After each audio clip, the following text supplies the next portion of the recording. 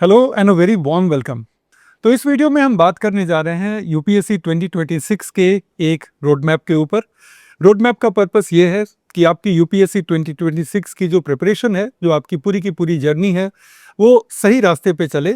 आप उन गलतियों से बचें जो आपके प्रिपरेशन को डैमेज कर सकती हैं, और उन सारी चीज़ों को इनकॉर्पोरेट करें जो पिछले 10 या 15 साल के एग्जामिनेशन को एनालाइज करके, और जिन चीज़ों का हमें ये समझ डेवलप होता है कि इन चीज़ों को किए बगैर एक अच्छी तैयारी हो ही नहीं सकती और हमारे सक्सेस के चांसेस अच्छे हो ही नहीं सकते, तो उन सारी चीज़ों को हमें इनकॉर्पोरेट भी करना पड़ेगा।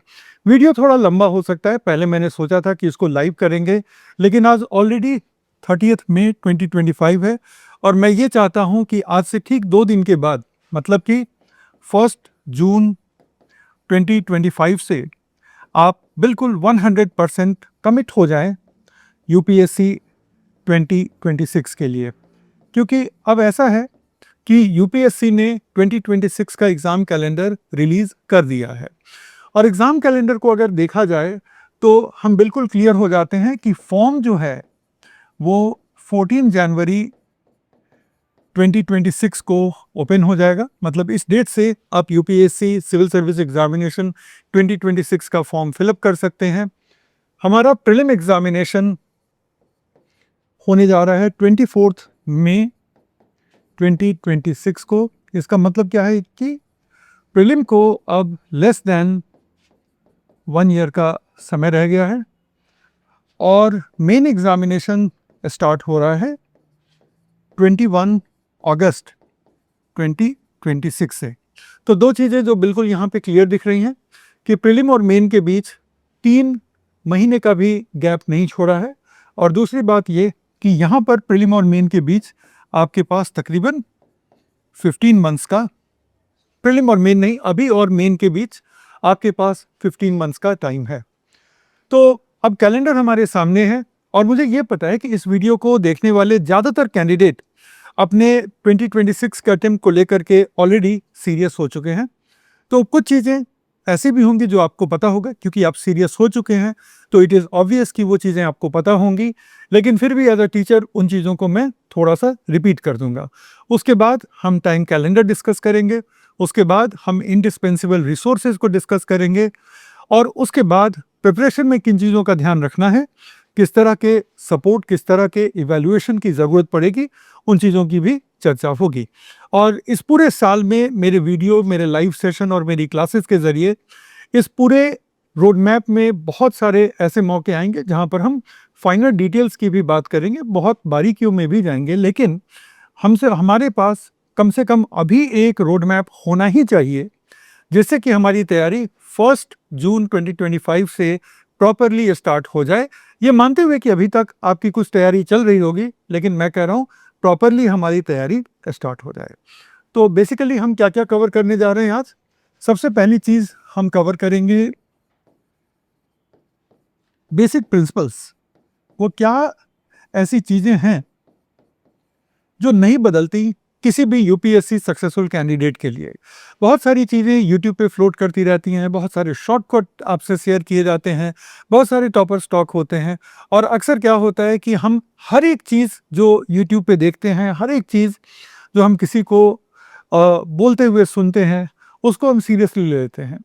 और कई बार ये भी होता है कि वो शॉर्टकट शायद तीसरे अटेम्प्ट वाले के लिए बहुत बेहतर है, लेकिन अगर आप एक फ्रेशर हैं तो आपके लिए वो काम नहीं करेगा। लेकिन हमें लगता है कि वो शॉर्टकट हर किसी के लिए काम करता है। इसी तरह से बहुत सारी और भी चीज़ें होती हैं जो एक एडवांस लेवल कैंडिडेट के लिए ज़्यादा बेहतर होता है, ना कि एक फर्स्ट अटेम्प्ट कैंडिडेट के लिए।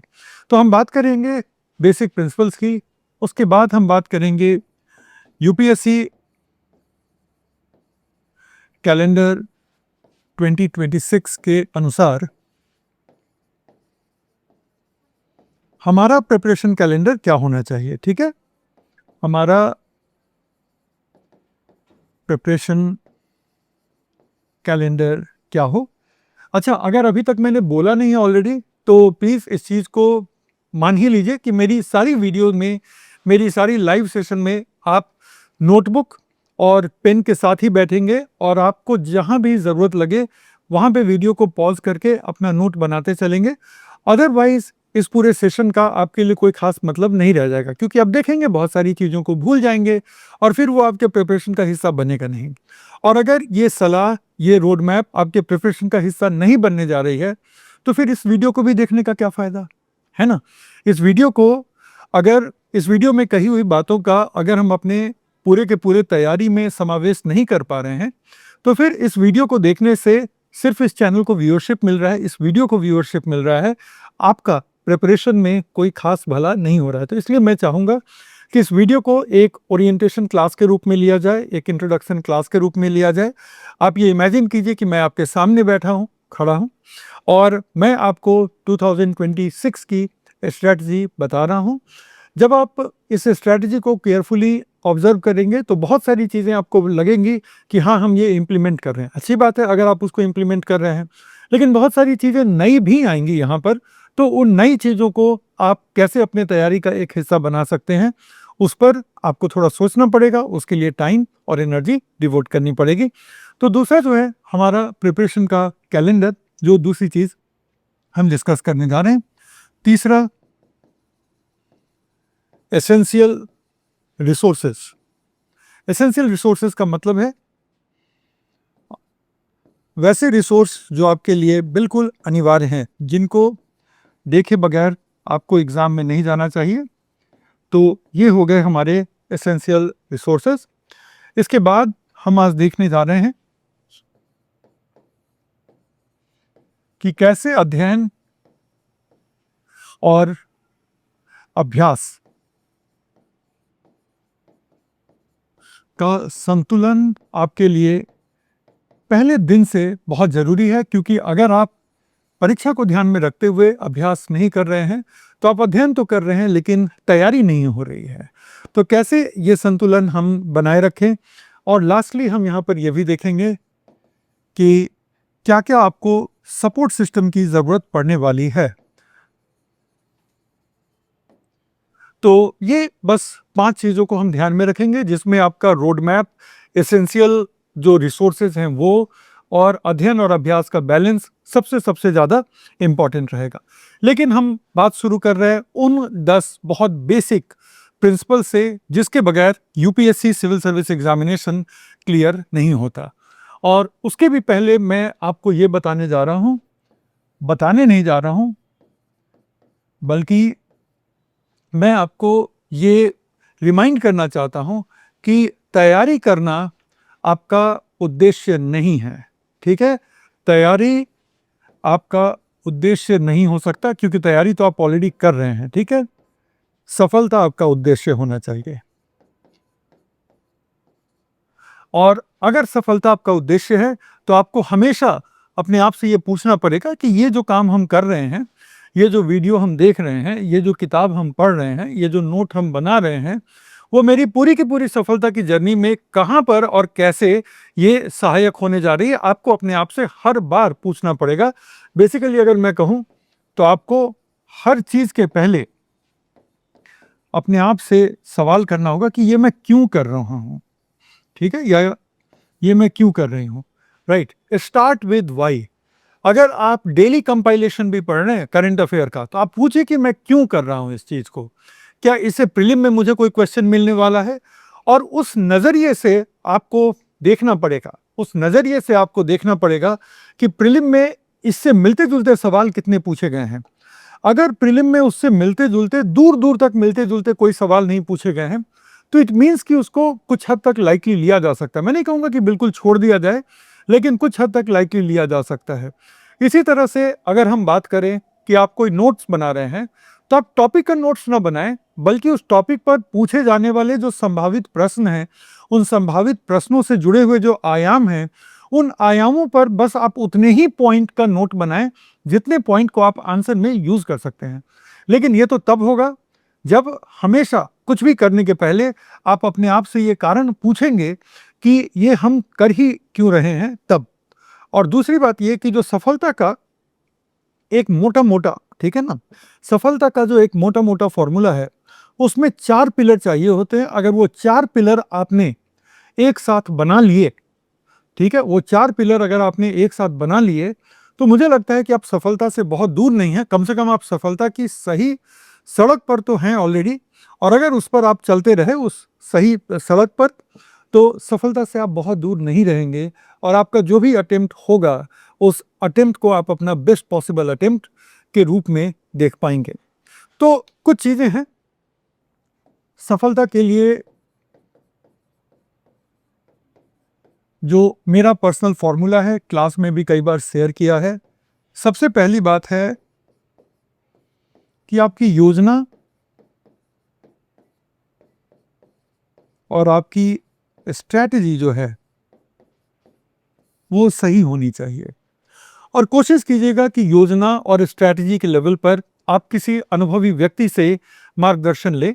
और इस वीडियो का पर्पस कुछ हद तक इस दिशा में भी है, क्योंकि क्या होता है कि अगर किसी के पास इस एग्ज़ाम का अनुभव है तो वो बहुत सारी ऐसी चीज़ों को देख सकता है और उन बहुत सारी चीज़ों को आपके साथ शेयर कर सकता है, जो शायद एक फ्रेशर होने के कारण, या मान लीजिए कि 2 अटेम्प्ट दे भी दिया है, बावजूद उसके अनुभव की कमी के कारण आप उन चीज़ों को देख नहीं पा रहे हैं।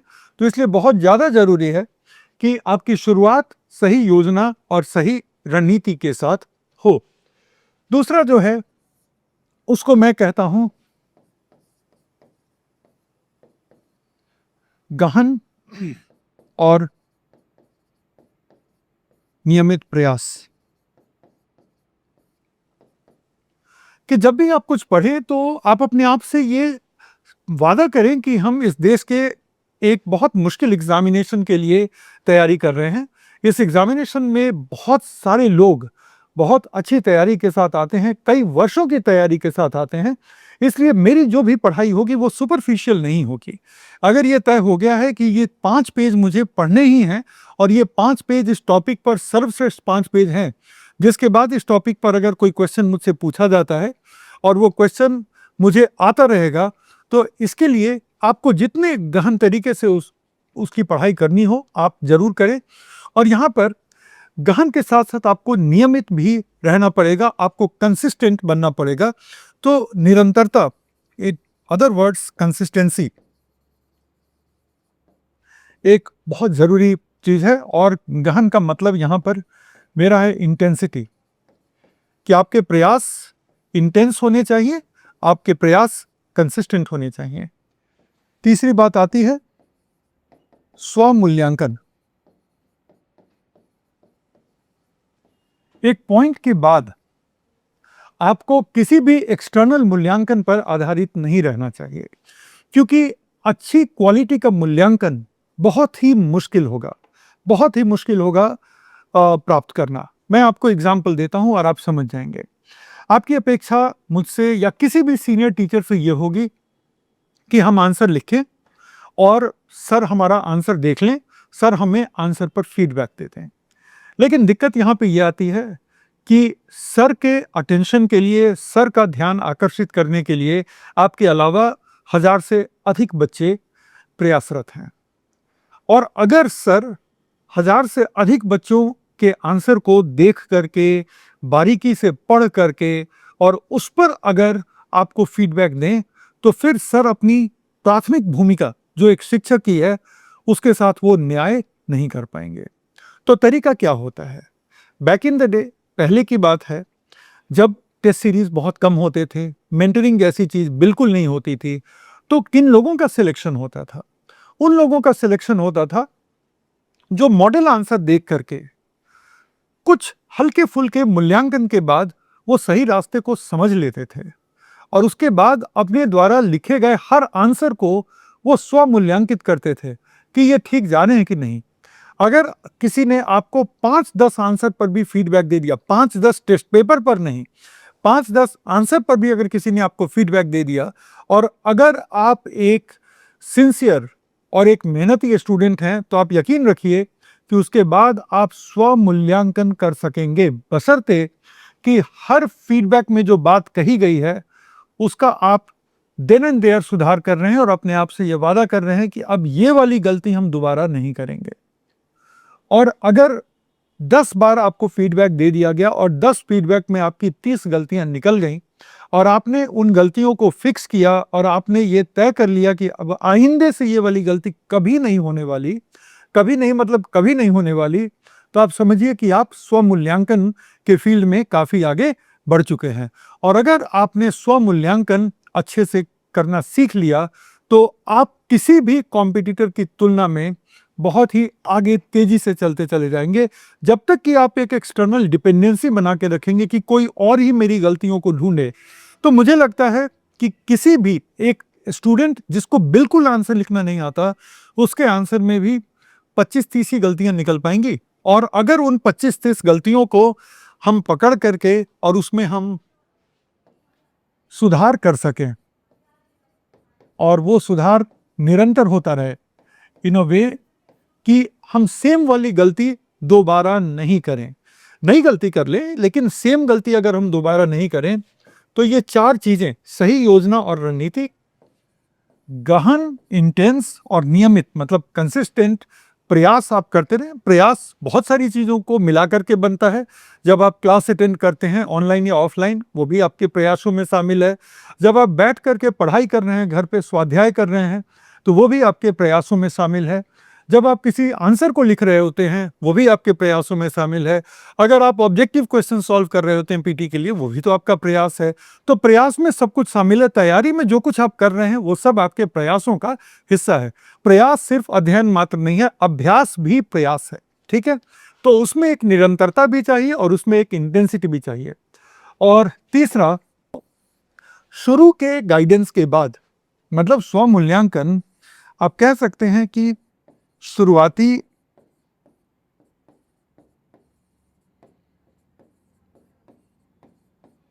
दिशा निर्देशों के बाद,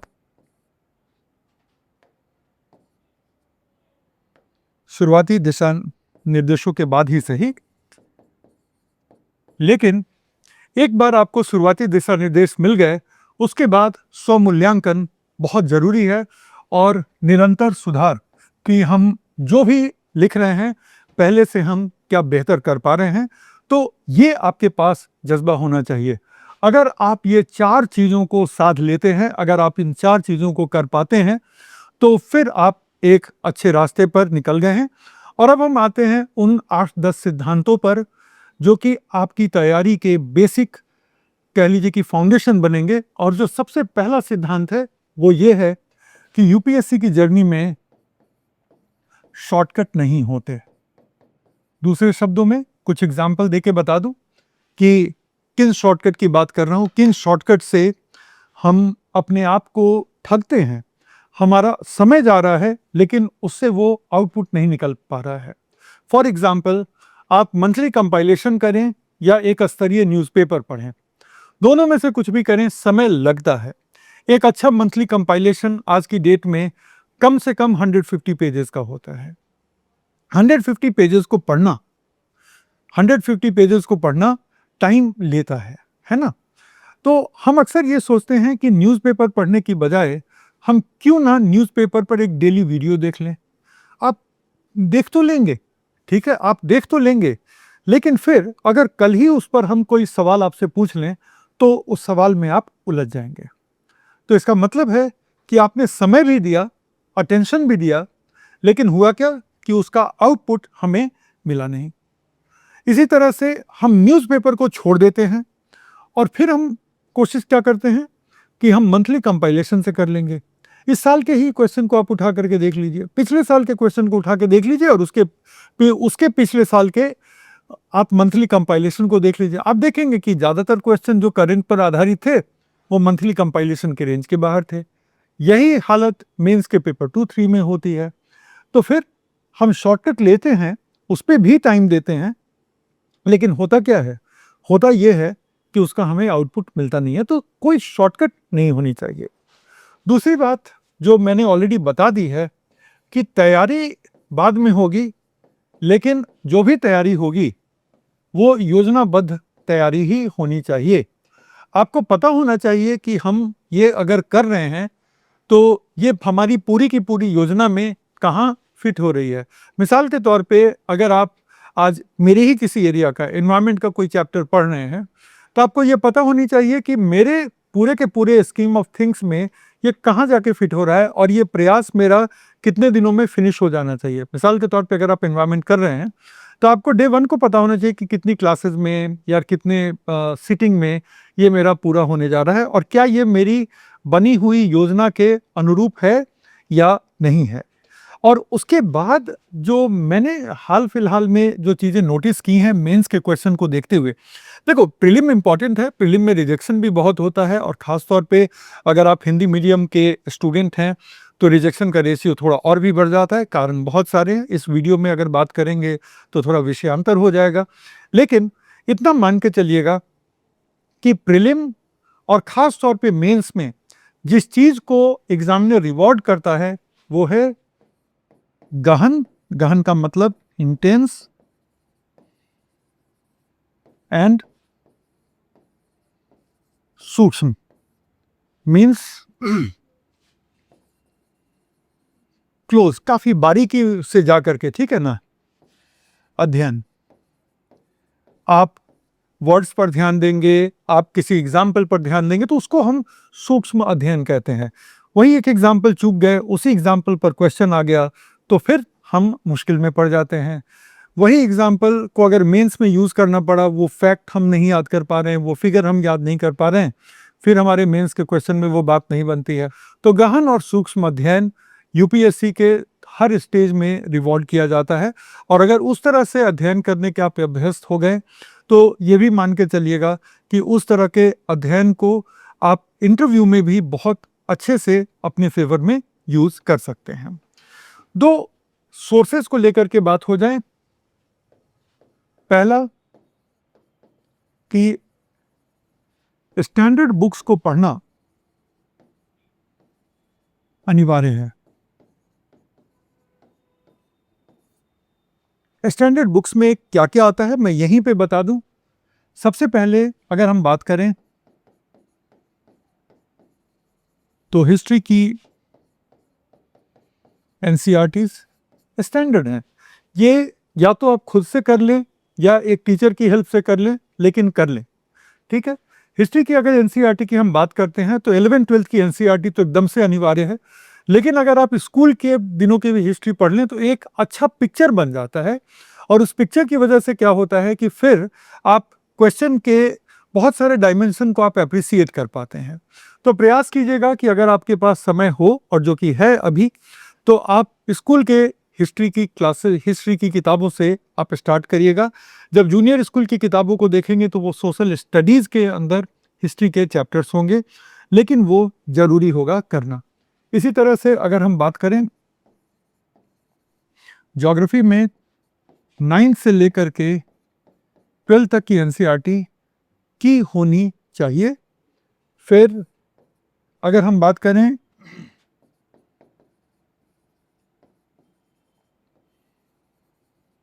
इंडियन कॉन्स्टिट्यूशन एट वर्क वाली जो एनसीईआरटी है,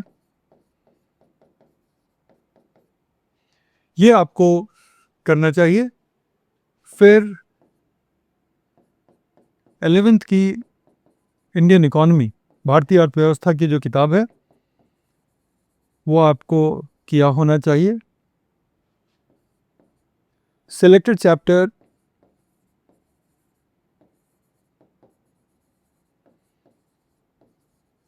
मैक्रो इकोनॉमी के भी आपको आने चाहिए। इसके बाद अगर हम आ जाएं तो पॉलिटी में लक्ष्मीकांत सर की किताब आपके पास होनी भी चाहिए और आपका कम से कम एक बार पढ़ा भी होना चाहिए, ये जरूरी है आपके लिए, ठीक है। तो हमने हिस्ट्री, ज्योग्राफी ये बात कर ली।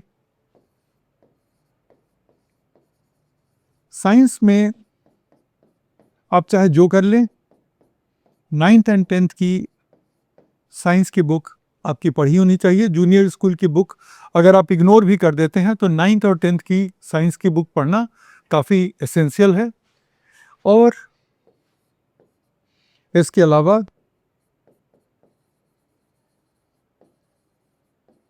न्यूज़पेपर्स, पत्रिकाएं क्या क्या रहेंगी वो भी मैं बताने जा रहा हूं। और तब एडवांस सोर्सेज। तो ये जो आपके स्टैंडर्ड बुक्स हैं, ठीक है, एक सेकंड के लिए मैं स्क्रीन के सामने से हट गया हूं। तो ये जो आपके स्टैंडर्ड सोर्सेज हैं, ये स्टैंडर्ड सोर्सेज आपके बिल्कुल से पढ़े होने चाहिए। तो ये किताबें तो आपके पास होनी चाहिए। मैंने किताबों को इंग्लिश में लिखा है, लेकिन आपको भी पता है कि एनसीईआरटी की वेबसाइट पर इन सारी किताबों का हिंदी संस्करण आपको मिल जाएगा। लक्ष्मीकांत सर की किताब भी हिंदी संस्करण में आती है। इसमें से कोई भी ऐसा सोर्स नहीं है जो हिंदी में उपलब्ध नहीं है। तो आप इस किताब के लिस्ट को जरा फॉलो कीजिएगा। इसके बाद हम नेक्स्ट आ जाते हैं। ये हमारा पॉइंट नंबर 4 था। हाँ बिल्कुल। तो इसके बाद हम नेक्स्ट आ जाते हैं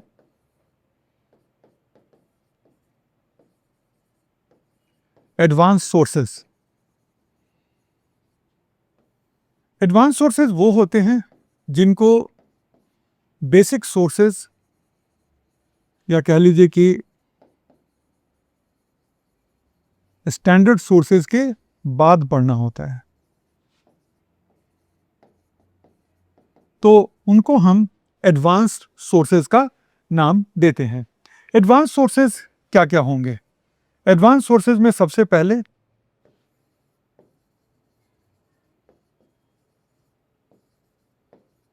आपके कोचिंग के क्लास नोट्स,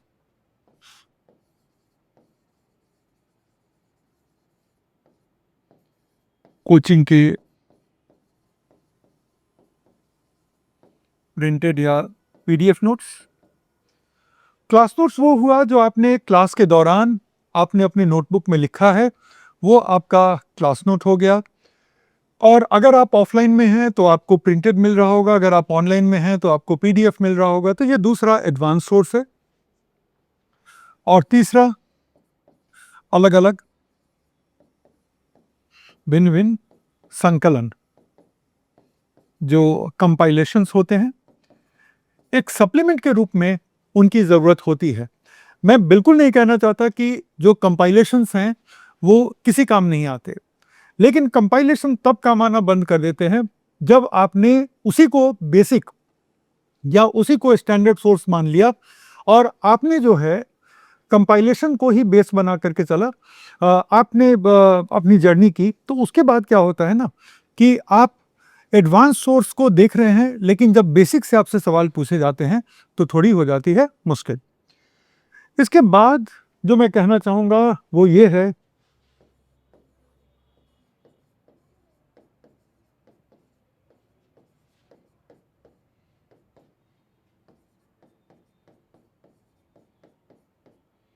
समाचार प्लस पत्र प्लस पत्रिकाएं, मैगजीन, ये आपके लिए ज़रूरी है, ठीक है। और इसमें एक और चीज़ मैं जोड़ देता हूँ, वेब के कुछ रिसोर्सेज। तो ये 3 चीज़ें हमारे लिए ज़रूरी हैं। सबसे पहले हम आ जाते हैं न्यूज़पेपर पर।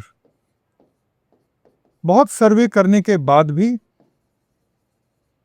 मैं इसी नतीजे पर पहुंचा हूं कि हिंदी के जो अखबार मौजूद हैं वो सिविल सर्विस की मांग के साथ न्याय नहीं कर पाते।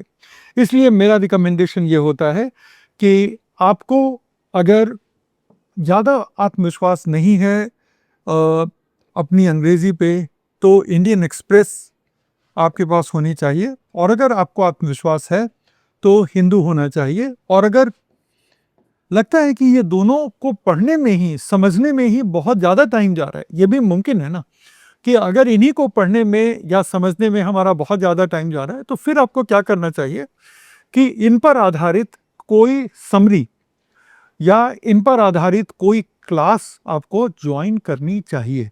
अब आप कहेंगे सर यूट्यूब पे हो रहा है। यूट्यूब पे जो हो रहा है, मैंने काफ़ी सर्वे किया, कम से कम 12-15 ऐसे प्रयासों को देखा, लेकिन मैंने देखा कि वो एग्ज़ाम को लेकर के जो अलाइनमेंट चाहिए वो है नहीं। तो कोई प्रॉपर, ठीक है, और देखिए आप जितनी बड़ी परीक्षा की तैयारी कर रहे हैं, तो अगर कहीं कोई प्रॉपर क्लास मिले और थोड़े पैसे लग रहे हों तो प्लीज़ वो कीजिएगा, क्योंकि इस पॉइंट ऑफ टाइम पर आपको अपना अटेम्प्ट सुधारना है, आपको अपना अटेम्प्ट बचाना है, ना कि थोड़े से पैसे। अगर कोई भी व्यक्ति बहुत अच्छा काम कर रहा है, बहुत मेहनत कर रहा है उसके पीछे, तो आप क्यों उम्मीद कर रहे हैं कि वो आपको वो फ्री में दे देगा? अपने आप से पूछिएगा, क्या आप सिविल सर्विस में जा करके बिना सैलरी के काम करेंगे? उत्तर है नहीं कर पाएंगे। तो अगर कहीं कोई स्तरीय क्लास मिल रहा है, ठीक है, मैं भी प्रयास कर रहा हूँ कि एक न्यूज़पेपर पे, मतलब हिंदू और इंडियन एक्सप्रेस पर एक आधारित एक स्ट्रक्चर्ड बैच के लिए टीम बिल्ड करके आप लोगों के लिए कुछ लेकर आऊं, लेकिन उसकी घोषणा बाद में, अभी बात वो नहीं है।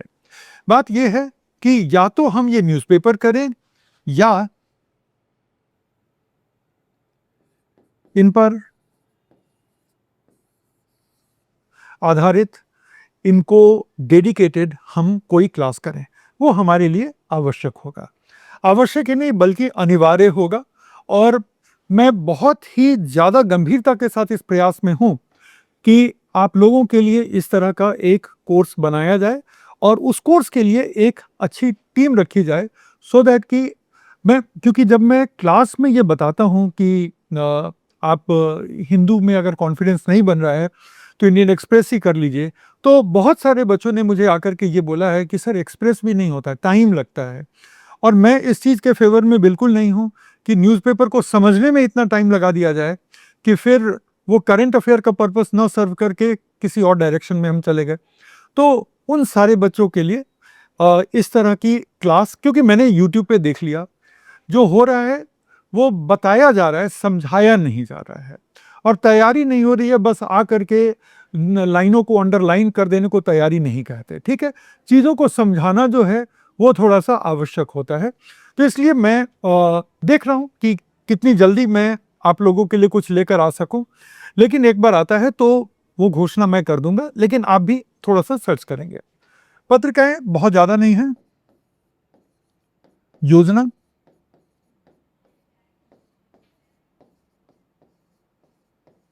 कुरुक्षेत्र, ये दोनों GS3 में बहुत बहुत ज़्यादा हेल्प करेंगे।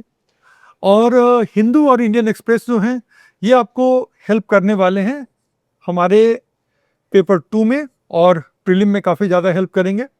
और योजना कुरुक्षेत्र GS3 में हेल्प करेंगे। GS3 में ये दोनों भी हेल्प करेंगे। तो ऐसे आप मानिए कि ये GS2 में हेल्प करेगा, GS3 में हेल्प करेगा, और साथ ही साथ प्रीलिम में काफ़ी हेल्प करेगा। और इधर योजना कुरुक्षेत्र और तीसरा विज्ञान प्रगति, ये तीनों GS3 में हेल्प करेंगे। और हेल्प में ही बहुत ज़्यादा हेल्प करेंगे। बहुत सारे क्वेश्चन आपको इन पेपर से और इन मैगजीन से एग्जामिनेशन में आपको मिलेंगे। वेब में बस एक ही स्रोत आपको फॉलो करना है, और वो है PIB हिंदी, ठीक है ना। तो PIB हिंदी को अपना एक गो टू वेब सोर्स आप बनाएगा, क्योंकि वहाँ पर बहुत सारी ऐसी चीज़ें होती हैं जो कि आपके एग्जामिनेशन के लिए बहुत ही ज़्यादा ज़रूरी है। तो हमने स्टैंडर्ड सोर्सेज की बात कर ली, हमने बात कर ली एडवांस सोर्सेज की, हमने समाचार पत्र और पत्रिकाओं की भी बात कर ली। इसके बाद अगर हम आ जाएं, ये हमारा पॉइंट नंबर 6 था, तो इसके बाद अगर हम आ जाएं पॉइंट नंबर 7 पे, तो स्वयं का नोट्स बनाना अनिवार्य है। प्रयास कीजिएगा कि जो नोट्स आपके बने, 1 पेज 1 थीम के नोट्स बने। मतलब किसी भी टॉपिक के एक थीम पर एक पेज से ज़्यादा आपके पास कंटेंट नहीं होना चाहिए, और उस एक पेज पर मुश्किल से आपके पास 15 पॉइंट्स होने चाहिए, 15 नॉन रिपीटिंग पॉइंट्स होने चाहिए। अगर 15 नॉन रिपीटिंग पॉइंट्स हैं तो उससे मेंस में जो कुछ भी आपसे पूछा जा सकता है वो आप बहुत अच्छे से हैंडल कर पाएंगे, बहुत ही अच्छे से हैंडल कर पाएंगे। फॉर एग्जांपल मान लीजिए कि अगर हम रेयर अर्थ मिनरल्स की ही बात करते हैं, तो इस टॉपिक के कई आयाम हो सकते हैं। सबसे पहला आयाम हो सकता है कि रेयर अर्थ मिनरल आखिर होते क्या हैं और वो केमिकली हमारे पीरियोडिक टेबल में कहाँ बिलोंग करते हैं और किस ग्रुप के एलिमेंट को हम रेयर अर्थ कहते हैं। अब यहाँ पर आपको 15 पॉइंट की भी ज़रूरत नहीं है, मुश्किल से 7-8 पॉइंट में आप इसको कर लेंगे। तो ये रेयर अर्थ को लेकर के एक बेसिक आयाम हुआ। दूसरा आयाम होगा रेयर अर्थ एलिमेंट के कुछ विशिष्ट गुण। इस बार पीटी में भी पूछा गया था कि उनमें स्फुरदीप्तता पाई जाती है। तो अलग अलग रेयर अर्थ एलिमेंट्स के कुछ अपने विशिष्ट गुणधर्म होते हैं जो कि आपको पता होना चाहिए। तो रेयर अर्थ एलिमेंट्स के विशिष्ट गुण। तीसरा होगा रेयर अर्थ एलिमेंट के इंडस्ट्री में एप्लीकेशन और क्यों वो किसी भी कंट्री के लिए स्ट्रेटेजिक इंपॉर्टेंस के एलिमेंट्स हैं। चौथा होगा कि इसको लेकर के भारत के पास संसाधनों का क्या रिसोर्स है। पांचवा क्या होगा, भारत इस दिशा में क्या प्रयास कर रहा है। लेकिन होराइजन को थोड़ा सा ब्रॉडन करिएगा। होराइजन को इसलिए ब्रॉडन करिएगा कि अगर आप देखें तो हाल फिलहाल के वर्षों में अमेरिका के पास एक कहीं ना कहीं, अमेरिका और चीन दोनों के पास कहीं ना कहीं एक प्राथमिकता बहुत अच्छे से तय हो गई है। अब अमेरिका के जो नए राष्ट्रपति हैं डोनाल्ड ट्रंप, तो ट्रंप साहब ने इस चीज़ को बताने में भी कहीं कोई परहेज नहीं रखा है कि अगर आप हमारे साथ कुछ ऐसी ट्रीटी करेंगे जहां पर आपके रेयर अर्थ रिसोर्सेज पर ज़्यादातर अमेरिकी कंट्रोल होगा, तो फिर आपके साथ हमारा ट्रेड रिलेशन रहेगा, हम सामरिक रूप से आपकी रक्षा कर सकते हैं। अगर आप यूक्रेन के साथ अमेरिका की डीलिंग को देखें तो अब यहाँ पर ग्लोबल ट्रेंड क्या चल रहा है, चाइना भी रेयर अर्थ को लेकर के काफ़ी अग्रेसिव है। तो और ये बताता है कि क्यों चाइना इतने बड़े पैमाने पर अफ्रीकन कॉन्टिनेंट में भी इन्वेस्ट कर रहा है या क्यों चाइना बहुत सारे दूसरे कंट्री में भी इन्वेस्ट कर रहा है। तो ये दो ऐसे कंट्री हैं जो रेयर अर्थ को लेकर के एक तरह से इस रिसोर्स को कंट्रोल करने के लिए बहुत ही ज़्यादा एक दूसरे के साथ compete करे। तो ग्लोबल पैटर्न क्या है, तो ये 5-6 हमारे आयाम हो गए। और आप कोशिश करें कि हर आयाम को पेपर शीट के एक तरफ लिखा जाए, दोनों तरफ भी नहीं। और ज़्यादा से ज़्यादा आपके पास किसी भी पेपर शीट पे 15 पॉइंट से ज़्यादा नहीं होने चाहिए। लेकिन जब आप एक बार अपने इस तरह से बना लिया तो आप याद रखिएगा कि आपको कभी भी किसी भी कंपाइलेशन में फिर जाने की ज़रूरत नहीं पड़ेगी। अब आपके पास जो कंटेंट है वो अपने आप में पूरा कंटेंट है, आप उसको पढ़ेंगे, ना तो प्रीलिम में दिक्कत आने वाली है ना मेन एग्जामिनेशन में दिक्कत आने वाली है। तो एक ये हो गया कि स्वयं का नोट्स बनाना अनिवार्य है और कोशिश कीजिएगा कि वो नोट्स जो होंगे वो संक्षिप्त हों, टू द पॉइंट हों और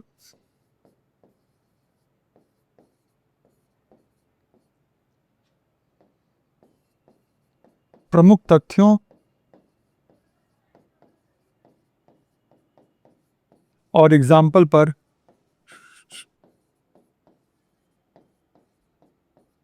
आप विशेष बल दें, ठीक है ना। और वही 1 पेज 1 थीम वाले प्रिंसिपल पर आपके नोट्स बनने चाहिए। तो स्वयं का नोट्स बनाना अनिवार्य है। इसके बाद ये हमारा पॉइंट नंबर 8 होना चाहिए। हाँ, इसके बाद डेली अभ्यास। डेली अभ्यास का मामला ऐसा है कि पीटी के लिए एमसीक्यू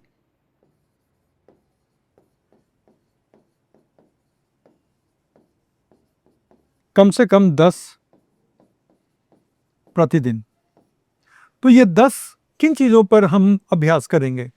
10 उन चीज़ों पर अभ्यास करेंगे जो पढ़ा है आज, ठीक है। जो भी आज पढ़ा है उस पर आप देखिए कि 10 एमसीक्यू कहाँ से मिलेंगे। जो मेरे आने वाले वक्त में जो कोर्सेज होंगे तो वहाँ पर ये डेली, अगर वो टॉपिक पीटी से रिलेटेड है, कई टॉपिक पीटी से रिलेटेड नहीं है, लेकिन अगर वो टॉपिक पीटी से रिलेटेड है तो उस पर डेली 10 क्वेश्चन अभ्यास के लिए जरूर होंगे। मान लीजिए दिन में 2 टॉपिक पढ़ा, दोनों को मिलाकर ही 10 क्वेश्चन, लेकिन दिन में 10 क्वेश्चन हमें करना ही करना है। क्योंकि अक्सर ये होता है कि टॉपिक की जो फ्रेमिंग होती है वो अलग तरीके से होती है, क्वेश्चन की फ्रेमिंग अलग तरीके से होती है। तो अगर वो टॉपिक बहुत अच्छे से भी आपका पढ़ा हुआ है, बहुत अच्छे से पढ़ा हुआ है, बावजूद उसके ये जरूरी होगा कि उस पर आप क्वेश्चन को सॉल्व करिए, क्योंकि जब आप क्वेश्चन को सॉल्व करेंगे तब आपको समझ में आएगा कि अच्छा, इस अंडरस्टैंडिंग को अप्लाई तो ऐसे करना था। तो इसलिए ये जरूरी होता है कि डेली 10 क्वेश्चन का अभ्यास कम से कम आपका रहे, क्योंकि इस अभ्यास के बाद आपके पास एक कारण होगा कि आप वापस उस चीज में जाएंगे जो कि आपने पढ़ा है, और फिर से आप देखेंगे कि कहां गलती हुई और क्यों गलती हुई। दूसरा,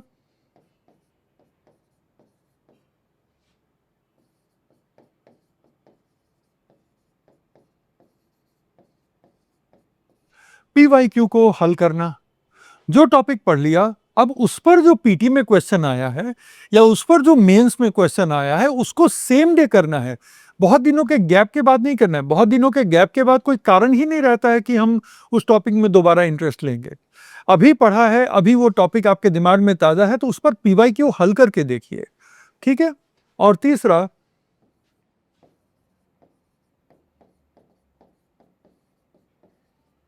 कम से कम 4 मेंस के उत्तर प्रतिदिन। 4 मेंस का उत्तर का मतलब है कि आपको, चलिए इसको थोड़ा कम कर देता हूं, 3 से 4 मेंस के उत्तर प्रतिदिन। और 3 से 4 का मतलब है कि आपके पास पर डे जो है लगभग लगभग 40 मिनट का आपको टाइम देना है। बस इन 40 मिनट्स में आपको इन क्वेश्चन का आंसर करना है। तो ये डेली अभ्यास आपके लिए एकदम अनिवार्य है। तो एमसीक्यू को हल करना, डेली उत्तर लिखना, ठीक है। इसके बाद अगर हम 9th और 10th पॉइंट की बात करें तो 9th पॉइंट ये है,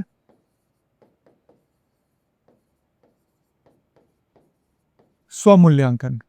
सबसे पहली बात तो क्या है कि इसके पहले मूल्यांकन की बेसिक बातें आपको पता होनी चाहिए, ठीक है। तो शुरू में मान के चलिएगा कि लगभग 20 आंसर्स आपको चेक कराना है।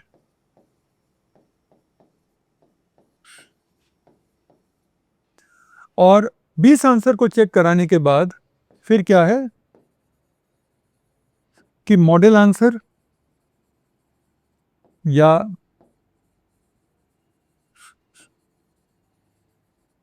फ्रेमवर्क के आधार पे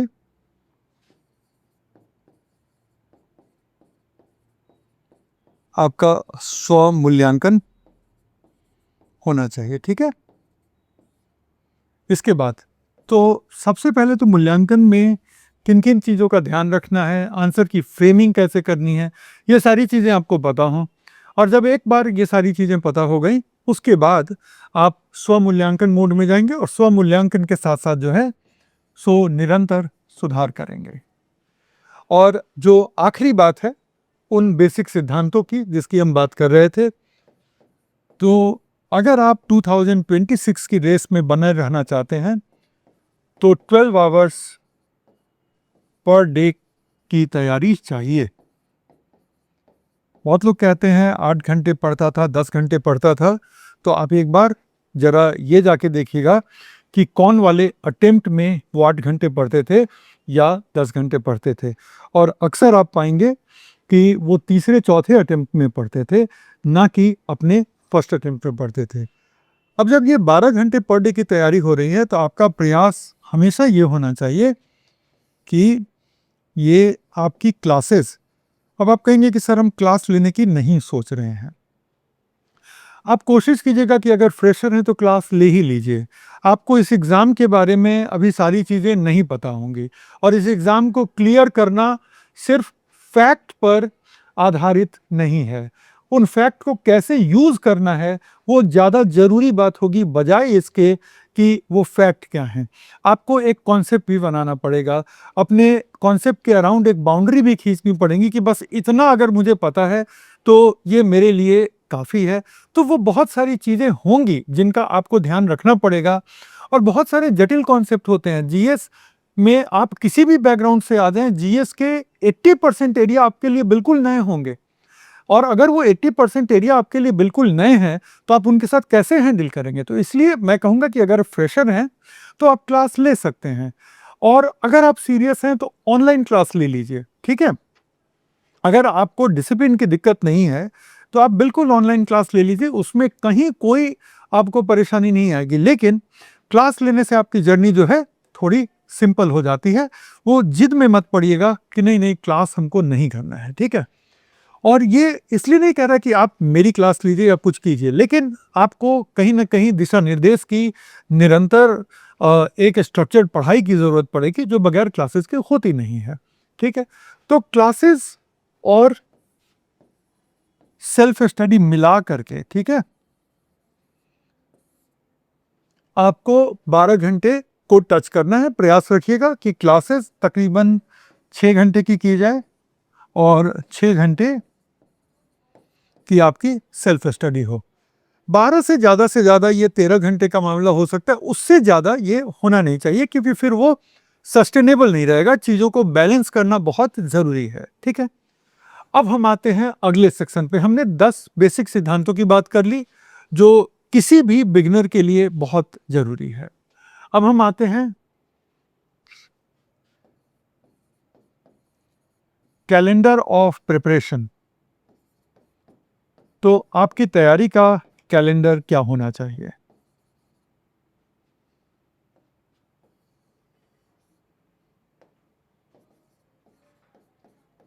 तो अगर हम कैलेंडर ऑफ प्रिपरेशन की बात करें तो डेट्स कुछ इस तरह से हैं कि 24 मई 2026 को आपका है प्रीलिम 26, और 21 अगस्त 2026 को है आपका मेन 2026। इस दिन स्टार्ट हो रहा है, ऐसा नहीं कि बस इसी दिन हुआ और ख़त्म हो गया। इस दिन ये हमारा मेन 2026 स्टार्ट हो रहा है, ठीक है? तो इसके मद्देनज़र आपका कैलेंडर ऑफ प्रिपरेशन क्या होना चाहिए? तो सबसे पहले मैं बात कर रहा हूं फेज़ 1 की। फेज़ 1 है जो 1 जून 2025 को स्टार्ट होने जा रहा है, और ये हमारा जो फेज़ 1 है ये चलेगा 31 जनवरी 2026 तक, ठीक है? ये चलेगा 31 जनवरी 2026 तक। और मैं उन लोगों से बिल्कुल सहमत नहीं हूं जो कहते हैं कि फेज़ 1 3 महीने का है, 3 महीने में ऑप्शनल कर लो। 3 महीने में कोई ऑप्शनल जीरो से नहीं होता है, लेकिन फिर वो मार्क्स आप जाकर के देखेंगे तो आपको समझ में आ जाएगा। ये पूरी की पूरी प्लानिंग बेसिक उन बच्चों के लिए है जो पहली बार एग्ज़ाम देने जा रहे हैं या अभी तक पीटी नहीं क्लियर किया। हो सकता है कि एग्ज़ाम 2 बार दे दिया हो, 3 बार दे दिया हो, लेकिन अभी तक पीटी नहीं क्लियर किया हो। तो ये कैलेंडर उन बच्चों के लिए है जिन्होंने अभी एक भी बार मेन नहीं दिया है, क्योंकि कोई भी बच्चा अगर एक बार मेन दे दे तो उसकी ऑप्शनल की तैयारी कुछ ऐसी हो जाती है कि वो फिर 2 महीने में अपने ऑप्शनल को रिवाइज कर लेगा। लेकिन जब आप पहली बार कर रहे हैं तो वो नहीं होगा, तो इसलिए आपको उसी रियलिस्टिक अंदाजे से अपना टाइम तय करना पड़ेगा। तो इस दौरान आपको क्या करना है? इस दौरान आपको सबसे पहले करना क्या है कि जीएस के 7 फाउंडेशनल एरियाज, फाउंडेशनल का मतलब आधारभूत, जीएस के 7 फाउंडेशनल एरियाज को कवर करना। और ये जो कवरेज होगा ये होगा प्री प्लस मेंस के लिए। पहला हमारा टास्क ये है। मैं अपनी क्लास में पहले बात करता रहा हूं, और ज़रूरी नहीं है कि जितने लोग इस वीडियो को देख रहे हैं वो पहले मेरी क्लास भी कर चुके हैं, तो इसलिए फिर मैं एक बार बता दूं कि ये 7 फाउंडेशनल एरिया से मेरा मतलब है इतिहास, प्रीडोमिनेंटली भारत का इतिहास, लेकिन विश्व इतिहास भी है, उसको बाद में किया जा सकता है। तो इतिहास में भारत का इतिहास रहेगा। दूसरा भूगोल, तीसरा अर्थव्यवस्था, चौथा पॉलिटी, राज्य व्यवस्था, पांचवा विज्ञान एवं प्रौद्योगिकी,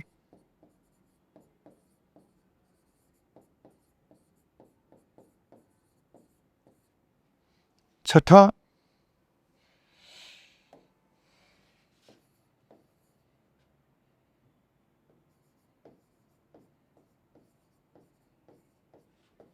पर्यावरण एवं पारिस्थितिकी, और सातवां हमारा रहेगा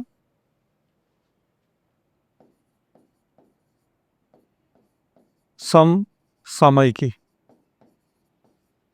इसको ज़्यादा अच्छे से अगर हम करें तो यहाँ पे करंट इवेंट्स रहेंगे, हाल फिलहाल में क्या क्या हो रहा है, प्लस उससे रिलेटेड जीके रहेगा। आपने देखा है पीटी में 2022 में, 23 में, 24 में करंट से रिलेटेड जीके से सवाल पूछे गए हैं, सामान्य ज्ञान से पूछे गए हैं, जबकि उसका जो ट्रिगर था, वो क्वेश्चन आया कहाँ से, तो वो करंट से आया, लेकिन वो ट्रिगर के वजह से आपसे रिलेटेड जीके पूछ लिया गया। तो इसका एक पार्ट तो ये है। दूसरा पार्ट है करंट इश्यूज, जो समसामयिक मुद्दे हैं, ठीक है ना।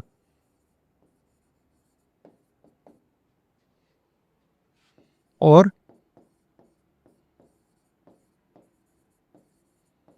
जीएस मेंस के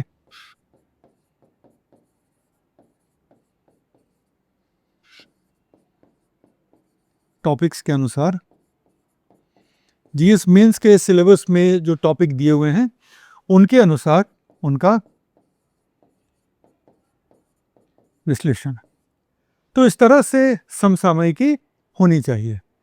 तो फेज 1 में सबसे पहले हमने क्या सीखा कि फेज 1 का हमारा जो फर्स्ट टारगेट था, टारगेट 1 जो था हमारा, ठीक है ना, टारगेट 1 था। तो टारगेट 1 ये था कि जीएस के 7 फाउंडेशनल एरिया का कवरेज, जिसमें भारत का इतिहास, भूगोल, अर्थव्यवस्था, राज्य व्यवस्था, विज्ञान एवं प्रौद्योगिकी, पर्यावरण एवं पारिस्थितिकी, और उसके साथ जो है समसामयिकी। तो इतना कुछ हमें कवर करना है। कवरेज का मतलब क्या होता है?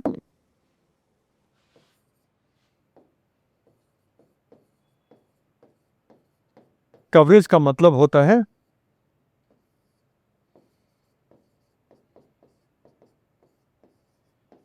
क्लास में अध्ययन,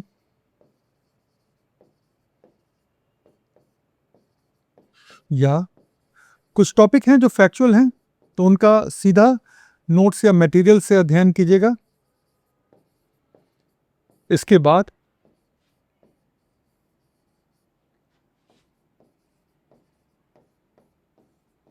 स्वयं के बनाए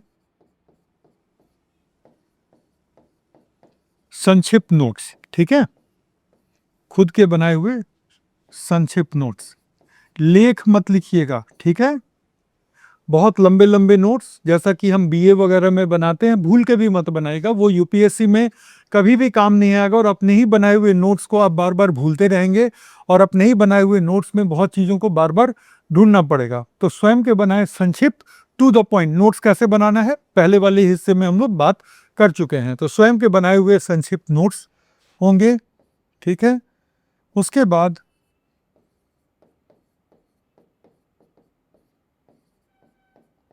नोट्स का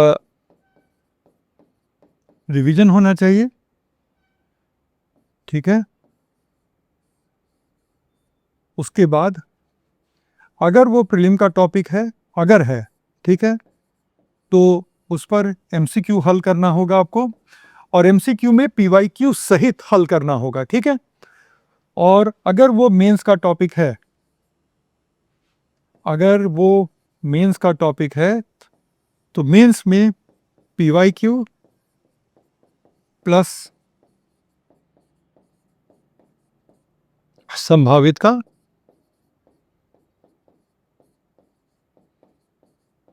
उत्तर लेखन। तो कवरेज का मतलब ये होता है, अगर किसी के दिमाग में भी ये सवाल है कि सर कवरेज का मतलब क्या होगा, तो एक बार हम स्क्रीन के सामने से हट जा रहे हैं और आप थोड़ा देख लीजिए कि कवरेज से हमारा मतलब क्या निकलता है। तो कवरेज में क्लास में अध्ययन करें, या अगर वो बहुत फैक्चुअल टॉपिक है तो नोट से अध्ययन कर लिया जाए। फिर और जानबूझ के मैं स्क्रीन के सामने से हट गया हूँ, और उसके बाद उन टॉपिक पर आप अपने संक्षिप्त नोट्स बनाएं। संक्षिप्त नोट्स बनाने के स्रोत क्या क्या होंगे? पहला स्रोत होगा क्लास, दूसरा स्रोत होगा मटेरियल। करेक्ट। तो ये स्रोत हो गए संक्षिप्त नोट्स के। उसके बाद नोट्स को पढ़ना पड़ेगा, 2 बार 3 बार पढ़ना पड़ेगा। और अगर वो पीटी का टॉपिक है तो एमसीक्यू हल करना होगा, एमसीक्यू में पीवाईक्यू सहित। ठीक है, तो ये तो हमें पता ही होना चाहिए कि ये पीवाईक्यू सहित रहेगा।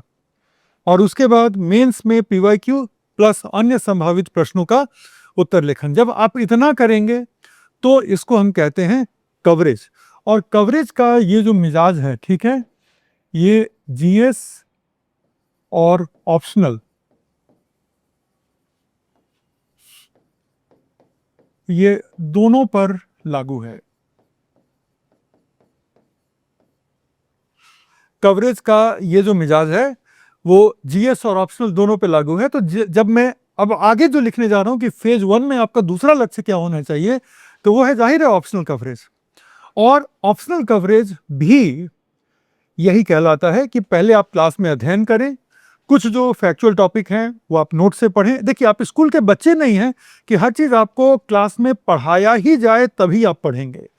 जो स्वतः स्पष्ट टॉपिक हैं उन पे आपको स्तरीय टीचर के द्वारा बनाए हुए मटेरियल भी दे दिए जाएं। जो स्वतः स्पष्ट हैं आप खुद करें, और जो थोड़े जटिल हैं, जहाँ पर टीचर की एक भूमिका हो सकती है, वो टीचर कराएंगे।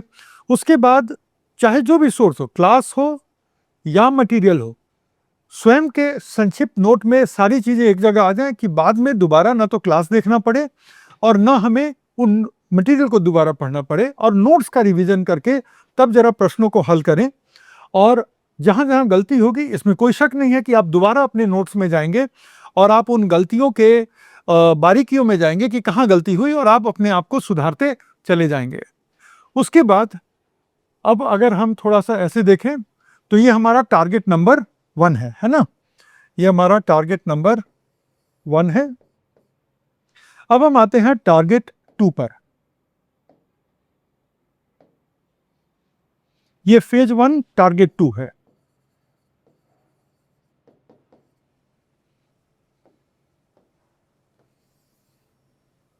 टारगेट 2 का मतलब है ऑप्शनल से।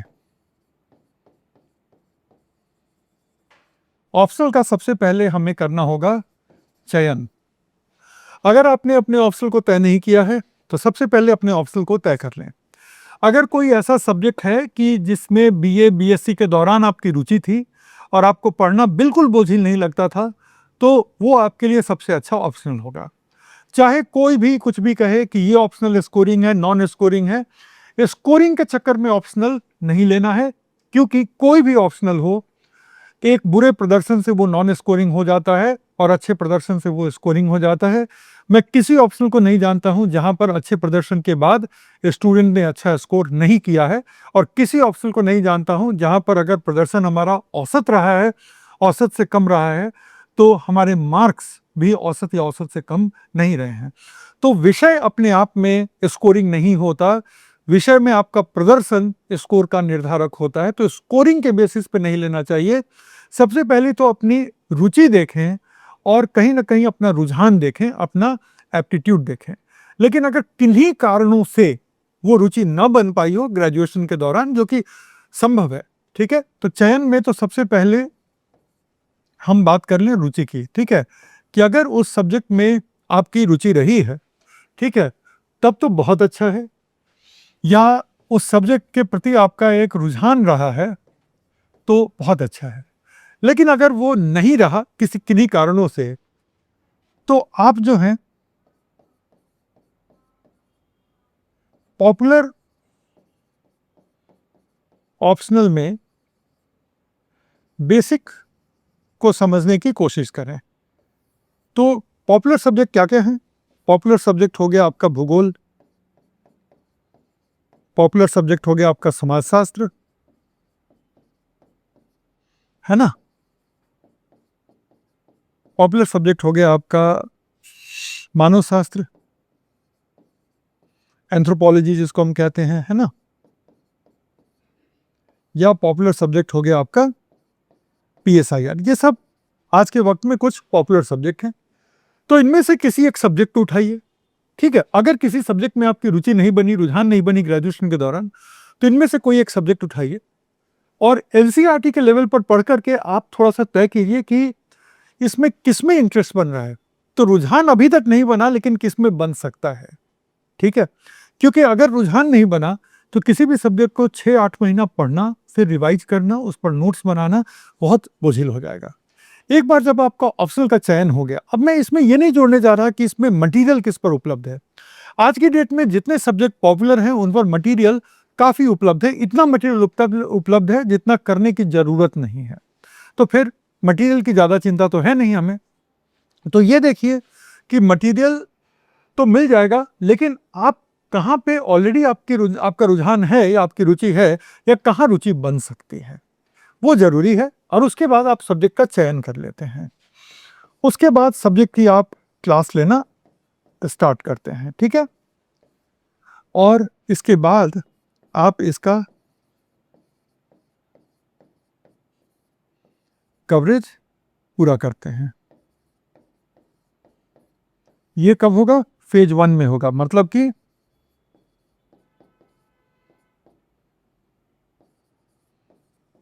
31/1/2026 तक आपका सेकेंड टारगेट पूरा हो जाना चाहिए। कवरेज का मतलब क्या है?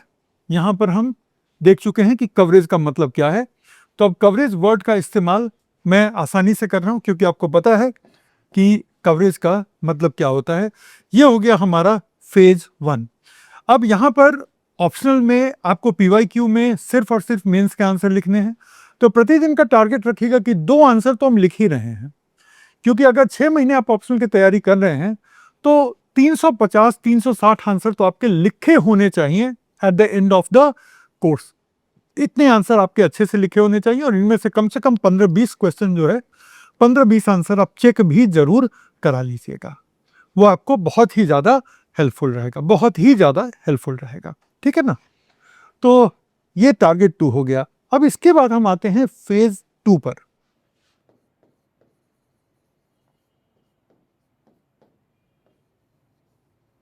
फेज 2 में हमारे पास अब बेसिकली 3 प्राथमिकताएं हैं।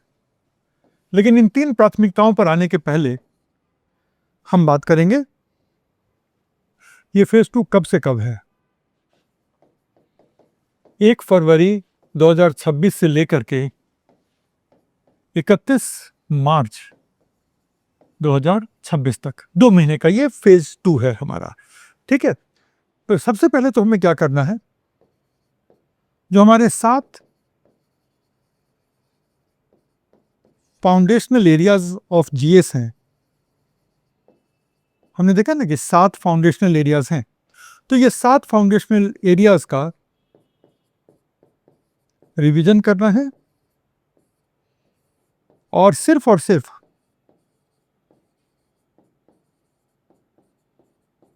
एमसीक्यू आधारित अभ्यास करना है, ताकि हम पीटी के लिए अच्छे से तैयार हो सकें। इस समय आप कितना समय देंगे इसके ऊपर? मेरा मानना है कि प्रतिदिन आपको इस पर कम से कम 4 घंटे का समय देना ही चाहिए, ठीक है? प्रतिदिन कम से कम 4 घंटे का समय देना ही चाहिए। अच्छा, एक चीज़ छूट गया फेज़ 1 में, थोड़ा सा हम पीछे जाएंगे और एक पेज यहाँ पर हम ऐड कर दे रहे हैं।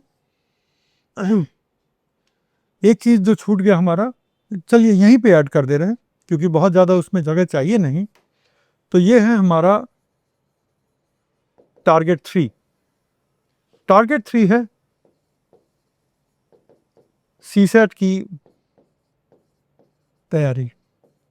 सीसेट की सबसे अच्छी तैयारी वो होती है जो हम धीरे धीरे करते हैं। स्क्रीन के सामने से हट गया हूँ, आप अपनी नोटबुक में सीसेट की तैयारी को भी जोड़ लीजिएगा। तो सीसेट की सबसे अच्छी तैयारी वो होती है जिसको कि हम धीरे धीरे करते हैं, चीज़ों को समझ करके और उसके साथ हम प्रैक्टिस लगाते हुए करते हैं। सीसेट की सबसे शानदार तैयारी वही होती है, ठीक है ना। और प्रैक्टिस जब करेंगे तो पिछले क्वेश्चन की भी करेंगे, उन यूपीएससी एग्जामिनेशन की भी करेंगे जहाँ पे सीसेट की ही तरह के क्वेश्चंस पूछे जाते हैं। तो उस तरह से वो तैयारी आपकी चलनी चाहिए, ठीक है।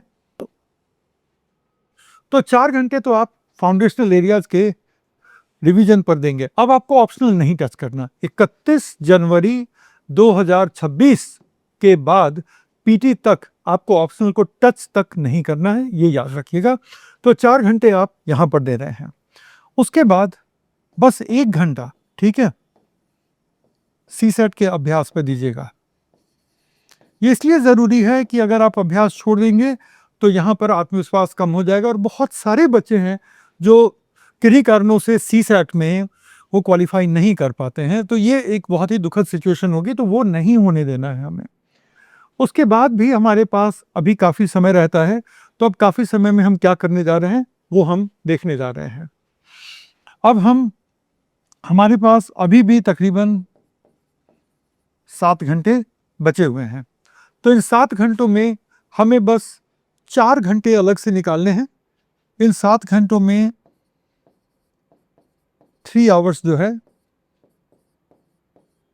हम प्रीलिम का पीवाईक्यू देखेंगे, सॉल्व करेंगे, वापस फाउंडेशनल एरिया में जाएंगे और जो जो गैप निकल करके आ रहा है उन गैप को हम फिल करेंगे।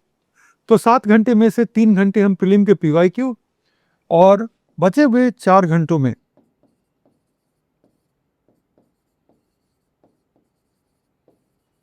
मेंस के कुछ टॉपिक्स। इसको मैं अगले पेज पे फिर लिखता हूं कि बचे हुए 4 घंटों में मेंस के कुछ टॉपिक कर सकते हो, क्योंकि आपके पास 4 घंटे पर डे का टाइम है। और अब फाउंडेशनल के आगे भी मेंस के कुछ टॉपिक को हमें इसी क्रम में फिनिश कर लेना। कोशिश ये होनी चाहिए कि पीटी और मेंस के बीच कम से कम आपके पास वर्कलोड हो। तो आगे चलते हैं और मेंस के किन टॉपिक्स की बात हो रही है जिनको कि आप 2 महीने में 4-4 घंटे दे करके बड़े आराम से कर सकते हैं। महज 2 महीनों में ये टॉपिक आपके हो जाने हैं, ठीक है। सबसे पहला है गवर्नेंस,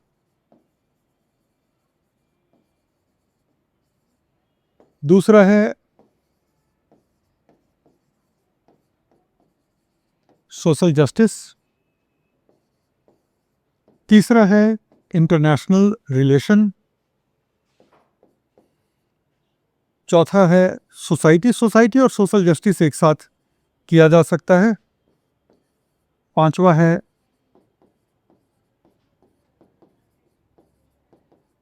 आपदा प्रबंधन और छठा है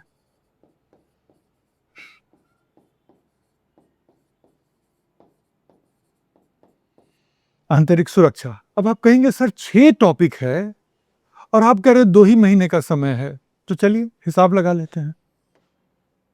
60 दिन है, 4 आवर्स हैं, मतलब कि 240 आवर्स हो गए। 240 आवर्स का अगर आप अब हिसाब लगाएं यहाँ पे, ठीक है, तो आपदा प्रबंधन पे देख लीजिए 20 घंटे लगने हैं। आंतरिक सुरक्षा की अच्छी कवरेज में 20 घंटे लगते हैं, ठीक है। अब जबरदस्ती खींचने की तो कोई सीमा हो नहीं सकती है। तो अगर आप यहाँ पर देखें तो 20 और 20 40 घंटे।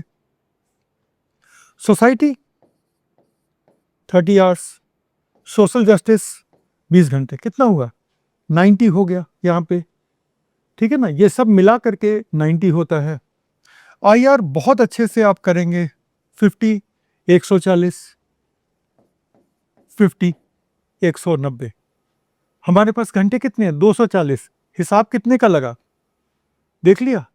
तो इसके बियॉन्ड भी जाएंगे, इसके बियॉन्ड भी जाएंगे, मतलब कि यहीं पे अगर हम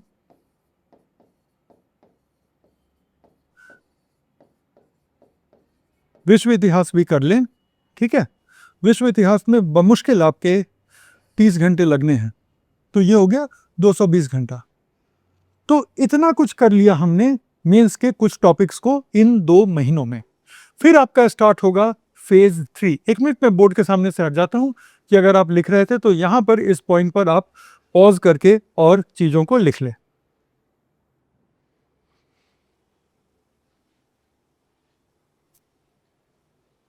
ठीक है, चलिए अब हमारा स्टार्ट होता है फेज 3। फेज 3 होता है हमारा एग्जैक्टली 1 अप्रैल से और ये जाएगा 20 मई तक। 24 मई को आपका पीटी है, तो 20 मई तक ये है आपका 50 डेज का। ठीक है, इस समय आपका एवरेज जो रहेगा वो रहेगा 12 आवर्स का, मतलब कि 600 घंटे का प्रोग्राम है ये आपका। 600 घंटे कम नहीं होते हैं। अगर आप हर घंटे से एक एक मिनट का हिसाब निकाल लेंगे तो 600 घंटे में तो इंसान जीरो से हीरो हो जाए पीटी में। अब आप करेंगे क्या इन 600 घंटों में, वो बहुत दिलचस्प है। सबसे पहले आप इन 600 घंटों में से बड़े आराम से 400 घंटे, ठीक है, बड़े आराम से आप 400 घंटे निकाल करके दे दें सिर्फ और सिर्फ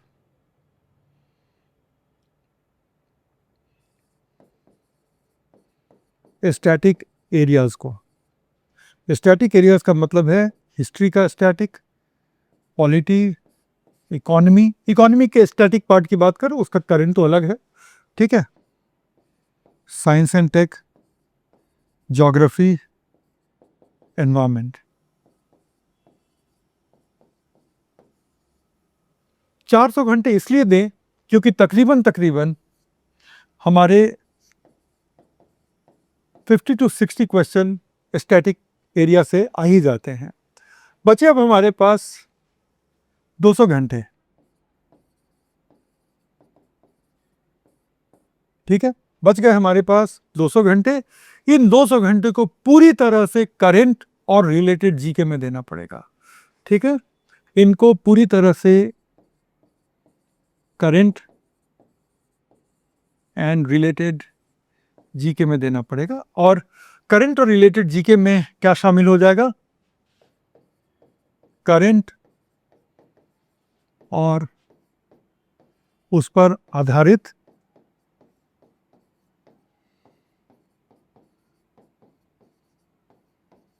सामान्य ज्ञान में क्या क्या शामिल होगा वो आपको एक थोड़ा सा मैं आइडिया दे देता हूं। साइंस एंड टेक्नोलॉजी, एनवायरनमेंट, और यहां पर सामान्य ज्ञान भी करना होगा, सिर्फ करंट करके बात नहीं बनेगी। फिर इकोनॉमी का भी करंट यहां कर लेंगे आप, पॉलिटी का भी करंट कर लेंगे। और इस वाले फेज में ये बड़ा जरूरी है समझना कि इस वाले फेज में जब हम रिवीजन की बात करते हैं तो आप प्रयास कीजिएगा कि 60% जो आपका रिवीजन है वो नोट्स आधारित हो और आपका तकरीबन 40% रिवीजन क्वेश्चन आधारित हो, मतलब कि टेस्ट सॉल्व करना है आपको, ठीक है।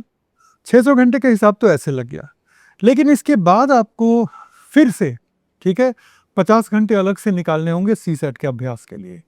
तो आपका एवरेज जो है लगभग 13 घंटे पर डे हो जाएगा। लेकिन अगर अभी तक आप 12 घंटे पर डे पढ़ते हुए आए हैं तो ये 13 घंटे एवरेज को निकालना बिल्कुल आपके लिए कठिन नहीं होने जा रहा है उस फेज में।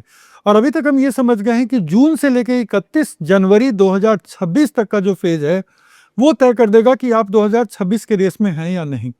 अगर आपने यहाँ पर एक महीना भी बेकार में बिता दिया, एक महीना भी बेकार में बिता दिया, तो आप मान के चलिएगा कि आप 26 के रेस से बाहर हो गए।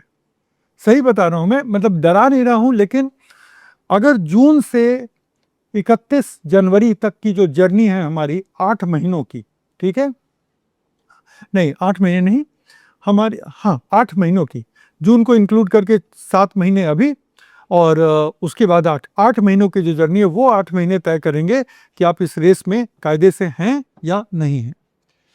इसके बाद फेज 3 में सीसैट के लिए 1 आवर पर डे का आपका रहेगा। तो इस तरह से आपका जो टोटल रहेगा फेज 3 में वो हो जाएगा 13 आवर्स पर डे का, ठीक है ना।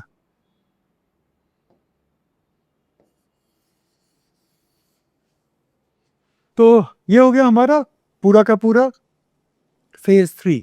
बस एक फेज बचता है जो कि है हमारा फेज 4।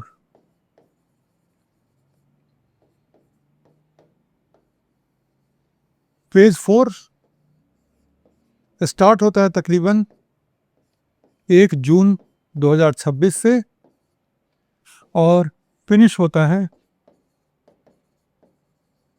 15 अगस्त 2026। मतलब कि ये 1 जून के पहले भी आप स्टार्ट कर सकते हैं, क्योंकि पीटी जो है वो कब है, 24 मई को है। तो आप 25 से स्टार्ट कर ले, 26 से स्टार्ट कर ले, 27 से कर ले, लेकिन ज़्यादा से ज़्यादा 1 जून को स्टार्ट कर ले। और यहाँ पर अंतिम 5-6 दिन को मत गिन करके चलिएगा।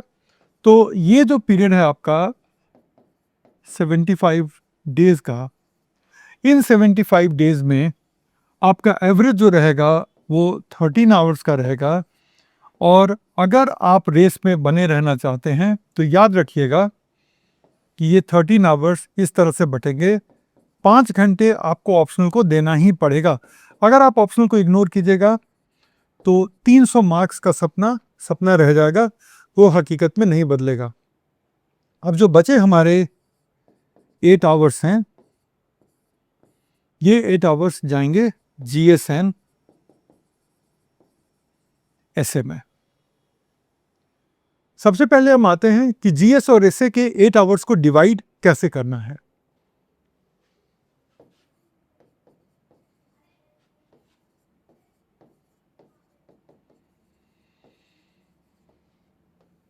इसमें एक कैलेंडर बना लेते हैं। 1 जून, फिर 15 जून, फिर 1 जुलाई, 15 जुलाई, फिर 1 अगस्त और 15 अगस्त, ठीक है ना। तो 1 जून से 1 जुलाई के बीच में अगर आप पर डे 2 आवर्स दे रहे हैं, मतलब कि 30 दिन, ठीक है, 1 जून से 1 जुलाई पर डे अगर आप 2 घंटे भी दे रहे हैं, 30 डेज दे रहे हैं, तो बहुत क्रिस्प तरीके से, मतलब कम से कम इंग्लिश मीडियम के बच्चे तो यही करने जा रहे हैं, ठीक है। तो बहुत क्रिस्प तरीके से आपका ethics, integrity and aptitude cover हो जाएगा। और पढ़ाने के लिए 3 महीने की भी क्लास हो सकती है, लेकिन आउटपुट वही रहेगा। 2 घंटे मान लीजिए कि प्लस 30 मिनट, 2.5 घंटे में आप ये कर सकते हैं बड़े आराम से। उसके बाद 1 जुलाई से 15 जुलाई के बीच का समय जो है, यही 2.5 घंटे का समय आप देंगे निबंध पर।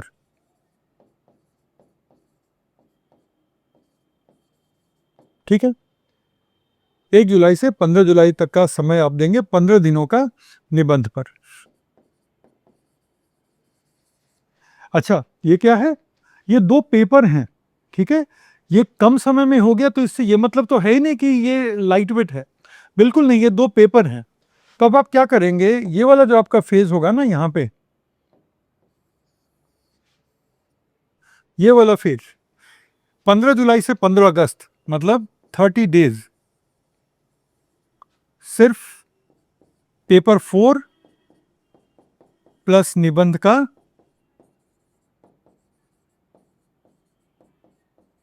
अभ्यास करेंगे आप, ठीक है। तो पेपर 4 और निबंध का अभ्यास रहेगा हमारा 1 महीने तक, लेकिन पहले 1.5 महीने में इसको कवर करेंगे और 1 महीने सिर्फ और सिर्फ अभ्यास करेंगे। कवरेज में जो थोड़ी 19-20 रहेगी ना, अभ्यास के बाद वो 19 का 22 हो जाएगा। और अभ्यास नहीं करेंगे, कवरेज पे आप 25 में रहेंगे और परफॉर्मेंस में आप 18 पर आ जाएंगे, तो वो मत कीजिएगा। अब हमारे पास कितना टाइम बचता है? 5.5 आवर्स। तो 5.5 आवर को कैसे डिवाइड करना है वो भी मैं आपको थोड़ा सा बता दूं। बिल्कुल यही फॉर्मूला आप लगाएंगे। अब यहां पर एक हमारा 3 घंटे का स्लॉट बना और एक बना 2.5 घंटे का, हो गया हमारा 8 घंटे का स्लॉट। अब फिर यहां पर 1 महीने में आपको क्या करना है? इन 3 घंटे के टाइम को देते हुए आपको 1 महीने में इकोनॉमी कर लेनी है, नोट्स बने हुए हैं, एनवायरनमेंट कर लेना है, साइंस एंड टेक कर लेना है और डिजास्टर मैनेजमेंट कर लेना है 3 घंटों में। ठीक है, नोट्स को उठाइए और लगभग लगेंगे 12 दिन इकोनॉमी को एंड टू एंड रिवाइज करने में, बशर्ते कि फर्स्ट फेज में आपने अपना काम अच्छे से किया है। ठीक है, तो 12 से 13 दिन इसमें लगेंगे और ये सारे एरिया को मिला करके, और इंटरनल सिक्योरिटी भी, ठीक है ना, और ये सारे एरिया को मिला करके आपको 18 दिन लगेंगे। या ये अगर 15 दिन लगा तो इनको आप 15 दिन में खींच सकते हैं। उसके बाद क्या करेंगे? फिर से आप, और 3 घंटा आप दे रहे हैं यहां पर, फिर से जो है आप इन्हीं एरियाज को रिवाइज करेंगे। ठीक है, इन्हीं एरिया का आप रिवीजन करेंगे। क्यों करेंगे 15 दिन? क्योंकि ये एरिया बड़ा क्रूशियल है। अगर अच्छे से रिवाइज कर लिया तो यहां पर आप दूसरों की तुलना में थोड़ा ज़्यादा मार्क्स निकाल के ला सकते हैं। लेकिन अगर रिवाइज के अलावा अगर आप कुछ करना चाहें तो यहां पर आप करंट अपडेट कर लीजिएगा। ये एरियाज में बहुत सारे करंट अपडेट्स होते हैं। और फिर यहां पर आएगा हमारा अभ्यास। किसका? पेपर 3 का अभ्यास रहेगा ये आपका। ठीक है, पेपर 3 थोड़ा सा टाइम लेता है। यहां पर हम क्या करेंगे कि हमारे पास जो पूरा का पूरा टाइम है, मतलब कि ये 2.5 महीने का टाइम है, तो यहां पर हम ऐसा करने जा रहे हैं कि लगभग लगभग हम 1.5 महीने का टाइम दे रहे हैं पेपर 2 को। ठीक है, 1.5 महीने का टाइम पेपर 2 को देना पड़ेगा, क्योंकि पेपर 2 में सिर्फ आपको रिवीजन ही नहीं करना है, बल्कि आपको इसमें करंट भी जोड़ना है। दूसरी तरफ जो है पेपर 1 थोड़ा स्टैटिक है, सिर्फ सोशल इश्यूज को छोड़ के बाकी सब स्टैटिक है। तो 1 महीने में अगर आपके नोट्स बने हुए हैं तो, मतलब कि फेज 1 में आपने अच्छा काम किया है तो 1 महीने में आप पेपर 1 कर लेंगे। ये है 8 घंटे का जीएस एंड एसए का हमारा कार्यक्रम। आप इसको गौर से बोर्ड पर देख लीजिए। ठीक है, अब इसके बाद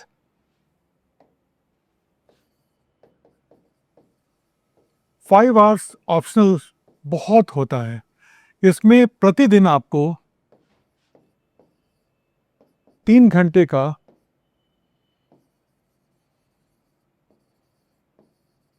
रिवीजन करना है, नोट्स से, सिर्फ किताबों से नहीं। अगर किताबों से करने की नौबत आ गई, समझ जाइए कि तैयारी हुई नहीं है। और 2 आवर्स पर डे आपको उत्तर लेखन का अभ्यास करना है। करेंगे तब जाकर के मेंस में आप अपने पूरे पोटेंशियल को टच कर पाएंगे। ठीक है, तो ये पूरा का पूरा हमारा टाइम प्लानिंग है, जो सबसे ज़्यादा ज़रूरी था। अब हम थोड़ा सा यहाँ पर आ जाएं, और हमने जब आज के एजेंडा को तय किया था कि हमें करना क्या क्या है, तो ये देखिए, फेज 1, 2, 3, 4 के डिस्कशन के साथ साथ हमने यहाँ पर बेसिक प्रिंसिपल को तो सबसे शुरू में समझा, यूपीएससी कैलेंडर के अनुसार प्रिपरेशन कैलेंडर को समझा, और अनिवार्य रिसोर्सेज जो बेसिक सिद्धांत थे वहीं पे मैंने बता दिया कि क्या क्या ऐसे रिसोर्सेज हैं जिनको कि पढ़ना आपके लिए अनिवार्य है। उसके बाद एडवांस रिसोर्सेज थे, उसके बाद न्यूज़पेपर और पत्रिकाएं थी। तो रिसोर्सेज भी हमारे हो गए ना इसी चर्चा के दौरान, है ना, इसी चर्चा के दौरान हमारे सारे रिसोर्सेज हो गए। अध्ययन और अभ्यास का संतुलन कैसे बनाया जाए? तो अध्ययन और अभ्यास का संतुलन हमने फेज 1 में भी देखा कि अध्ययन अभ्यास का संतुलन क्या होगा, फेज 2 में भी देखा कि अध्ययन अभ्यास का संतुलन क्या रहेगा, और फेज 3-4 में भी जहां पर अभ्यास की एक बहुत बड़ी भूमिका है, तो वो संतुलन को पूरे कैलेंडर के दौरान ही हमने डिस्कस किया। लास्ट अब क्या रहता है हमारा सपोर्ट सिस्टम। और ये वीडियो ऑलरेडी लंबा हो गया है, लेकिन आई होप कि पूरा का पूरा एक रोड मैप अब आपको समझ में आ गया है। अब इम्प्लीमेंटेशन आपको करना है ना। सपोर्ट सिस्टम मेनली आपके 4 रहेंगे। सबसे पहला और सबसे इंपॉर्टेंट जो है वो है एकेडमिक सपोर्ट सिस्टम, जो आपकी क्लासेस एंड जो आपके शिक्षक हैं, जिनकी पहली जिम्मेदारी होगी कि वो आपको हर स्टेप पर गाइड करें, आपको यहाँ तक बताएं कि नोट्स कैसे बनाना है, अपने आप को ट्रैक पर, लाइन पर बनाए कैसे रखना है, रिवीजन कैसे करनी है, क्वेश्चन को कैसे हल करना है। तो शिक्षक की भूमिका सबसे प्राइमरी होती है। उसके बाद भूमिका होगी मेंटर्स की। एक मेंटर काफ़ी होते हैं। मेंटर की भूमिका होती है बेसिकली डाउट वगैरह सॉल्व करने के लिए। आप मेंटर के पास जा रहे हैं तो वो उतना ये नहीं है, लेकिन मेंटर की भूमिका होती है कि वो एक बड़े भाई के रूप में, ठीक है ना, या एक बड़ी बहन के रूप में वो आपके लिए टारगेट सेट कर देते हैं। और ये जितना कुछ मैंने बताया है वो आपको इस टारगेट को आपको फोर्स करके इंप्लीमेंट करा लेंगे कि ये क्यों नहीं किया, ये क्यों नहीं किया, ये क्यों नहीं किया। तो वो चाहिए आपको एक मेंटर, है ना। तो मेंटर्स जरूरी हैं, वो आपके सपोर्ट सिस्टम के दूसरे स्तंभ हैं। सबसे पहला, दूसरा, तीसरा, कम से कम 4 पीयर्स, मतलब आपके सहपाठी, 4 जो आपके बराबर मोटिवेटेड हो, जो आपके बराबर डिसिप्लिन हो और जिनके साथ आप कुछ काम साझा कर सकें। तो कम से कम आपको 4 ऐसे सहपाठियों का सहयोग चाहिए, सानिध्य चाहिए, जो 26 में दे रहे हैं, आपके बराबर मेहनत करने के लिए तैयार हैं, आपके बराबर मोटिवेटेड हैं और किसी चीज पर समझौता नहीं करेंगे। तो वो बनाना पड़ेगा आपको। और चौथा, आपका परिवार प्लस आपके मित्र। मित्र का मतलब ऐसे भी मित्र जिनका सिविल सर्विस से कोई रिलेशन नहीं है, लेकिन वो आपके लिए एक इमोशनल सपोर्ट के स्तंभ है। और आपके परिवार के लोग तो हैं ही आपके इमोशनल सपोर्ट के स्तंभ। तो ये 4 सपोर्ट सिस्टम हैं जिनसे कि आपकी जर्नी, मैं नहीं कहूँगा कि बेहतर हो जाएगी, बल्कि ये भी मुमकिन है कि इनके सपोर्ट के बिना ये जर्नी कहीं जाएगी ही नहीं। तो इसलिए सपोर्ट सिस्टम, अपने ईगो, अपने जिद को आड़े रख करके सपोर्ट सिस्टम को जितनी जल्दी अपना सकते हैं अपनाइएगा, ताकि आपकी पूरी की पूरी तैयारी एक ट्रैक पर बनी रहे। बिना उसके बड़ा कठिन होगा इस पूरे के पूरे जर्नी को तय कर पाना। लंबी जर्नी है। हम मेंस तक की जर्नी को देख लें तो लगभग 15 महीनों की जर्नी बन जाती है मेंस की जर्नी। तो 15 महीने तक मोटिवेटेड रहना, सही रास्ते पे चलना, छोटी छोटी चूक से बचे रहना, ये सारी चीज़ें ज़रूरी होंगी। तब जा कर के 2026 में हम एक आश्वस्त अटेम्प्ट ले सकेंगे, जहाँ पे हमारी सफलता की संभावना बहुत अधिक होगी। गारंटी नहीं दे सकता, लेकिन संभावना बहुत होगी। तो बस इतना ही इस डिस्कशन में। आई होप कि आप में से बहुत लोगों को, या शायद सब लोगों को, इस वीडियो से बहुत कुछ अपने तैयारी में जोड़ने लायक मिला होगा।